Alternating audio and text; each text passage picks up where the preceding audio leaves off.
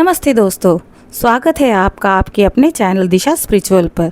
यहाँ आपके लिए हम लेकर आते हैं पौराणिक कथाएं जो जीवन के गहरे रहस्यों को उजागर करती है, व्रत त्योहार और पूजा विधियों का महत्व बताती है, ध्यान और योग के सरल उपाय बताती है और आध्यात्मिक जीवन जीने के लिए प्रेरणादायक सूत्र बनती है। हमारा उद्देश्य आपको उस ईश्वर से जोड़ना है जो आपके भीतर है और जीवन को सकारात्मक और शांति और संतोष से भर देता है। मेरे श्रोताओं से निवेदन है कि अमावस्या की कथा सुनने के लिए मेरे साथ अंत तक बने रहे। अमावस्या के दिन भगवान शिव, विष्णु, सूर्य देव और पितरों की पूजा करना शुभ माना जाता है। इसके अतिरिक्त अमावस्या तिथि पर देवी लक्ष्मी और माता काली की पूजा भी की जाती है। आइए श्रवण करते हैं आषाढ़ मास की एक पौराणिक कथा का। एक बार की बात है, एक गांव में एक स्त्री अमावस्या की पूजा करना चाहती थी।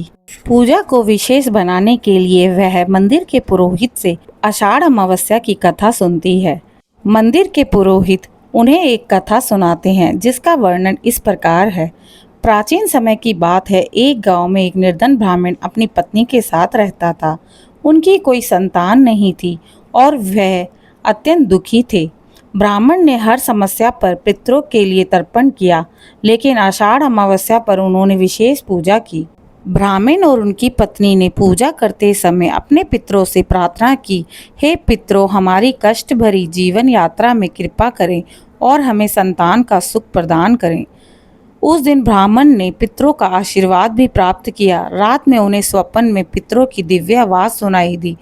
पितरों की आवाज़ में उन्होंने सुना, वत्स, तुमने जो श्रद्धा और भक्ति से पूजा की है उससे हम प्रसन्न हो गए हैं। अगले वर्ष तुम्हें संतान सुख जरूर प्राप्त होगा, साथ ही तुम्हारे वंश में समृद्धि भी बनेगी। ब्राह्मण का स्वप्न सत्य हुआ। कुछ ही महीनों में उनकी पत्नी ने एक तेजस्वी पुत्र को जन्म दिया। तब से हर आषाढ़ अमावस्या पर उनके घर विशेष पूजा होने लगी। कथा सुनने वाली स्त्री गुरुदेव से बोली, यह कथा तो अद्भुत है, मैं भी इस आषाढ़ अमावस्या पर पितरों का तर्पण और पूजा करूंगी। तभी पुरोहित जी बोले, यही तो हमारे शास्त्रों की शिक्षा है बेटी, श्रद्धा और विश्वास से किया गया कर्म हमेशा फलदायक होता है। तो मित्रों, यह थी आषाढ़ अमावस्या की एक लघु कथा। इस दिन पितरों की पूजा करके उनका आशीर्वाद लें और अपने जीवन को सुखमय बनाएं। इस कथा को अपने परिवार और मित्रों को शेयर कीजिए और मेरे चैनल को लाइक और सब्सक्राइब करें। बेल आइकन दबाना ना भूलें। कमेंट में जय भोलेनाथ लिखें। ओम नमः शिवाय।